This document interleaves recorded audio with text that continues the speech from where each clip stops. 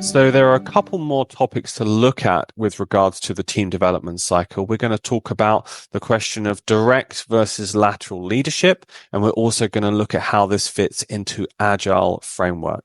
So on that first topic, a direct leader versus a lateral leader, how they use the team development cycle. Tim, maybe you can tell us a bit about that. Our direct leader is our team leader, team captain, somebody with people management responsibility. And if you remember the leadership cockpit, definitely responsible for future and innovation and people leadership and leading the team members' change and conflict. And of course, they will have a weekly or even daily view of the way that their team is building and the way it's developing over time. So, arguably the team development cycle, they could also almost write it on the back of their hand because it would be so important for them. A message for those direct leaders, which I brought into the first film, concentrate on your pairs rather than on your groups of 3 or 4 or 5. How often is it that you can say that you work with another person to the level of 1 + 1 = 3? Even one other person is, I've got lots of examples where 1 + 1 equals, 1.2, where actually 2 people working together is less than the sum of its parts. It's already difficult to get 2 people working together really, really well, even more so than just imagine how difficult it is to get a team working together. So focus on the pairs.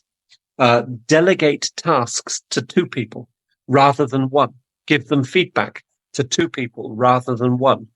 Create a system of buddy systems and pair work within the organization. In IT, it's kind of established to a certain extent with the concept of pair programming, which was written up very well in the methodology of extreme programming. Every environment can benefit from this understanding.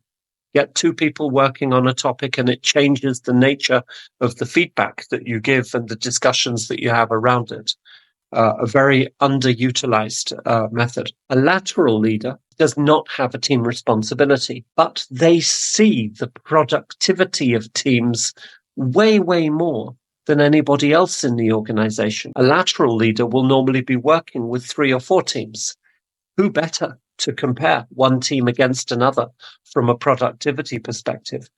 Who better to give feedback to the team leader on the capabilities and productivity levels of other team members? So there really should be a very good connection between the lateral and the direct leads so that they can speak about team performance of different teams. Most lateral leaders will shy away from this. They will say, that's not my job. That's not my place. That's not my position. So our request to the organization would be promote that. Yeah. Promote the discussion from lateral leads to direct leads. How can we improve the performance of our teams? And what do I see as a lateral lead from the teams that I work with? In a nutshell, direct leaders do it. Lateral leaders observe it and have a much better position for observation than the direct leads.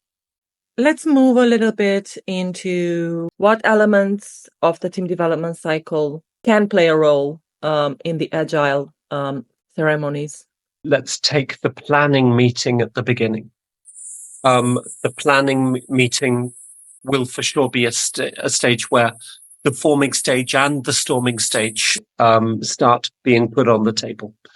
From a forming stage, it's another opportunity for people to get to know each other. From the storming stage, you'll very quickly get people who are saying, I don't want to do that. I want to do that. As soon as actual work gets divided up, there will be differences of opinion. So the planning stage is something that at an overall level, and also for lateral leads and direct leads, the lateral leads will be very involved in the planning meetings as well. So they'll have a kind of overview of that too. What about the stand-up? Do you see the stand-up playing a role here somewhere, Joanna? Most stand-ups I've been part of we're showing a performing team. So stand-ups are, they create a supportive environment. This is what the goal is in a stand-up, is not just to look at where we are and where we are going and where are the bottlenecks, but also recognizing that everyone has challenges and people support each other. And everyone loves this meeting because it's very short. So I would say I've seen a lot of performing in the stand-up. Very interesting that you say that. We were observing a meeting with 30 people, a stand-up with 30 people a couple of weeks ago. And only the people who wanted to say something needed to say something. There was a huge amount of respect for everybody's time. So the sentences, the statements were extremely condensed and economical. Total time was 12 minutes from beginning to end. From the 30 people, in the one that I observed, only 8 people needed to say something. And it was absolutely an indication of a performance culture. They weren't, they were one company, this group of people. So they had a lot of sub-teams within those teams and a lot of good pair work culture. But it really was an indication of performance. So I would agree. A well-performing stand-up culture is a well-performing indication that your teaming and teams are working well as well. What other elements are there within the agile framework? There's the planning session, there's the stand-up, and there's the retrospective at the end. Mike, you're a big retrospective fan. What would you say to that? Yeah, so with the retrospective, it actually gives a really good opportunity to focus in on, for me, 2 of the most important aspects of the team development cycle, which is the storming and moving into the norming phase. So with the retrospective, the people are coming together and it's an opportunity to give feedback. So maybe you're going to use the KISS structure. So what are you going to keep? What are you going to improve? What are you going to start? And what are you going to stop? There's an element of honesty and openness and constructive feedback here that's really, really important.